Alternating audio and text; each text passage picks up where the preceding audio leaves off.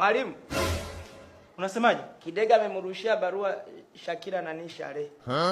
Hakuna! Ashindwe! Ni kweli? Mwalimu hapa. Kidege, njoo na huo ujinga wako usome hapa mbele. Nasema njoo wewe. Haya, soma hicho ulichokiandika hapo. Kwa Shakira rafiki yangu tunayesomaga wote. Nimeandika barua hii ili tupange ratiba ya kujisomea kwa ajili ya mtihani. Kidege. Hicho ndio ulichokiandika hapo? Tina Simba, njoo usome. Nasoma kama ifuatavyo.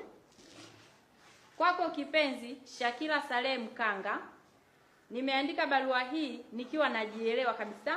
Naomba unikubalie ombi langu la kuwa na wewe kimapenzi. Wewe unasemaje? Unajitaka au hujitaki?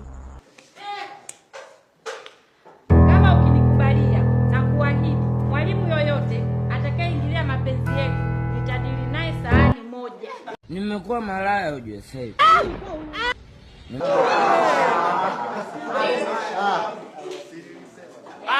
Leo wewe ndo unakuwa sahani. Yaani ama zake ama zangu. Na sio walimu tu, hata wazazi wako watalikubali hili. Ole wao, na kama ukinikatalia nitalipua shule yote na mabomu nitajua mwenyewe nitayatoa wapi.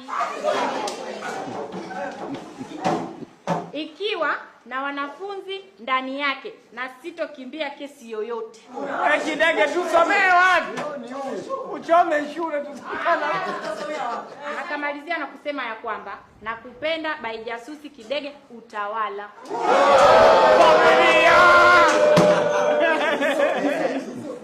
Asante Tina Simba mama, kakae. Asante. Kidege baba, umejua kutusurprise. Unataka uchome shule baba. Niangalie huko. Kwa hiyo mapenzi yako unataka uongoze shule. Sisi walimu tutakula wapi? Haya sawa, unatuchukia sisi walimu. Haya unawachoma na hao wanafunzi. Kidege, niangalie huko. Niangalie huko. Ndio, hivyo hivyo. Kidege. Haya, unataka uwewe na wazazi watii wanani unamuita mpenzi wako? Shakira. Wanakosa gani? Ni mapenzi tu pekee? Haya, unatuua sisi wengine, tuna watoto. Unataka watoto wetu wabaki yatima? Tutaeleza nini kwa watu?